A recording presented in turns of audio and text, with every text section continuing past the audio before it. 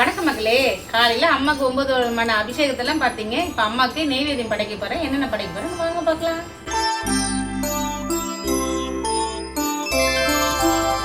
सुमनसवन्दित सुन्दरी माधवी चन्द्र सहोदरी हेममये मुनिगणवन्दित मोक्षप्रदायिनी मञ्जुलभाषिणी वेदनुते पङ्कजवासिनी देवसुपूजित सद्गुणवर्षिणी शान्तियुते जय जय हे मधुसूदन कामिनी आदिलक्ष्मी सदा पालय